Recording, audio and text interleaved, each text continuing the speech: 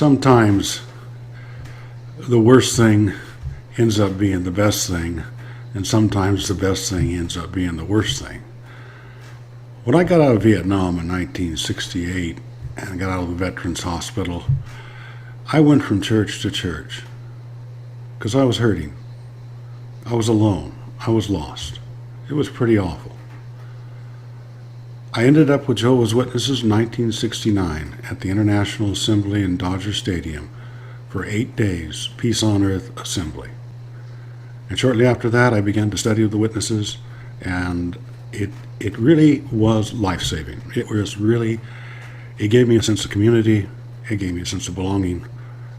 Also probably nurtured the illusion of permanence and forgiveness, because there were some very traumatic things that happened, and I compartmentalized a lot of that stuff and put it away, sealed it up real good, and I experienced the brotherhood and a sense of belonging, and it was actually very, very wonderful. By 1971, I was baptized. By 76, I was an elder going to Kingdom Ministry School. In 74, I met Ray Franz, had a nice conversation with Ray Franz, the author of Crisis of Conscience, and I was off and running. I was presiding overseer, school overseer, parts on the district assembly, all that. But I was also married to a very zealous witness, and we began to have children, and by the time I reached 32 years old, I had 6 children. A lot of pressure there. By the time I was 35, I had 7 children. But it was all good. I still felt like I really belonged. And we had a nice place, 10 acres. Everything was going pretty good, with the exception of one thing. I never processed any of those traumas that I experienced, and they were seeping up. And they were finding their way out in my body on an anatomical level, on a metabolical level. And I was crumbling. And as much as I was trying to hold it all together, I gradually was crumbling. And I went to the elders. Oh, what a mistake. I told them that I couldn't be an elder anymore. I needed to take a break. I needed to take, and I also revealed to them that I was having some struggles. And I told them that, I didn't really know what was wrong with me. I could handle having 7 children. That was a lot. And making a living, I could do that. I was no wimp. I was a lumberjack. I felled timber for a living. Not really educated, but I needed this community was so important to me. Well, when I revealed to them that I was, in the evenings I'd have a few beers, I just told them that. I said, it seems to make me feel better, and I may be developing a problem with it. I'm not sure. But I never had a DUI, and I didn't have any problems with the community or civility. And you know what they did? They put me on probation. I go, okay, that's interesting. Now I still have all the struggles that I had before, and I didn't know where to go or what to do. Remember, we don't go to the outside world. We don't read books and psychology. So my dad committed suicide in 1989, and that somehow threw me off the cliff. And the brothers could tell I was in a depression, but I think they didn't think of me as being a sick person who needed to get well, or a wounded person who needed to heal. They see me as a bad person that needed to get good, or a wrong person who needed to get right. And they said, we're going to have a meeting on Wednesday. We need to have you there. And I said, I can't make it on Wednesday, but I can make it the next day or the next day, but I can't make it on Wednesday. They said, you're going to be there. I says, I can't make it that night. Well, I come to the meeting the very next day, which happened to be Memorial 1989. They met me at the door and says, you're disfellowshipped. And I said, what do you mean I'm disfellowshipped? I never even met with you. What are you talking about? Well, we disfellowshipped you. You didn't show up. Well, I'll tell you what happened right after that was incredible. I have 7 children. I worked hard to make a beautiful home for them and a great place. They had 4-wheelers and 10 acres and a swimming pool and a nice house. And now my children go to the meeting and they make an announcement without even talking to my children. They shame me in front of my children. Disfellowship me. Oh boy, now I'm really in a depression. And more than that, I'm lost. I don't know what to do. And I thought to myself, how am I going to survive this? And I started thinking, well, I need to go and start reading books on psychology and blah, blah, blah. I did. I started going to counseling, certified counselors with degrees in psychology. I ended up in a trauma resolution group for trauma. And I ended up being with other Vietnam veterans. And all of a sudden, I began to realize I'm not alone, because they mirrored back to me exactly what I was going through. The same feelings, the same emotions, and the same struggle. You know, I would call them once a month. Once a month.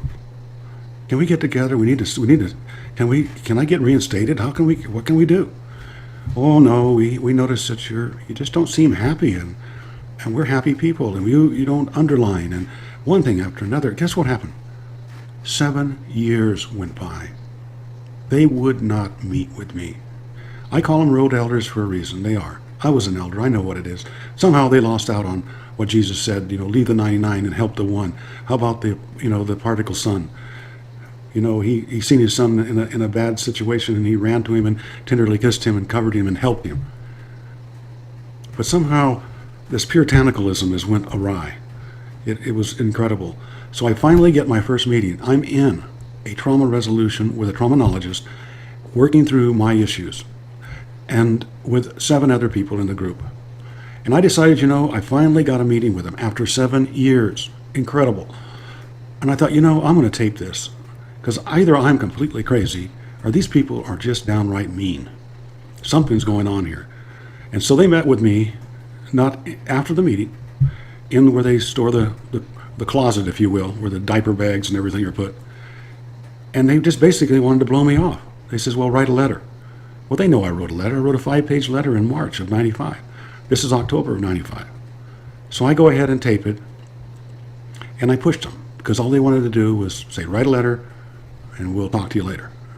And I pushed them. So I welcome you to listen to this. What's happened in the last 28 years? I lost my family. That's just all there is to it, man.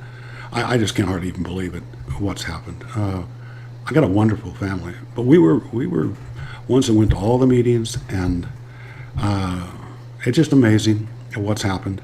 I have children, grown children. I have 10 grandchildren that are basically not allowed to talk to me, not because I'm a bad person. I've never been in trouble with the law. It's because when I finally got reinstated, I lost my marriage, crumbled. Who could live like this? You're not welcome to go to picnics. You can't pray for your family. I ate my dinner in my office for 7 years. I'm also admitting that I'm a wimp. But I read. I went to seminars. I went to workshops. I worked on myself a lot. And I met with other Vietnam veterans, which I still do. But what happened? My grandchildren live a half hour away, and they don't even know me. They're in their 20s now. My life is getting short. I would like to see if this helps anybody. It's fine. It's not going to really change anything. This actually might hurt me more. I have one wonderful daughter that still talks to me once in a while. But when you have programs that say constantly, don't text, don't answer phones, this is a closed group that's destroying lives. And I just want to say, please, if you have a chance, listen to this committee meeting I had. Quite interesting. I kept that tape for 20 years, never even listened to it. But it was heartbreaking. It was devastating. I made a new life. I've got a life, but believe me, there isn't a day goes by that my heart doesn't ache. This is not about evil versus good, right versus wrong. This is about dogma. This is about an organization that has so much authority that tells you who you can talk to. Even in North Korea, you cannot say anything against the government, and you can't leave. The same thing here. Except in this group, they even tell you who you can talk to. I don't know any other venue that does that. People would laugh at you. You can't talk to that person. And I remember when I was an elder, and I sat on 4 different committees. But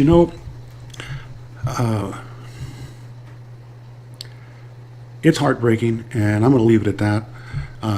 My tape will be available, and I would like to say keep up the struggle, and And in my particular case, it's been knowledge, it's been the myriad eyes of others, and keep on learning and helping one another in our condition and our situation.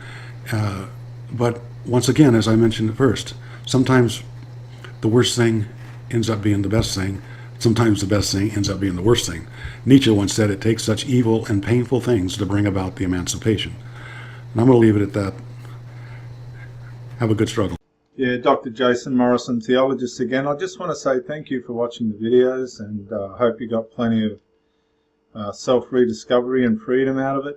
If you watched it on YouTube, please share or like, maybe even comment. If you watched it on Facebook, like, comment, share.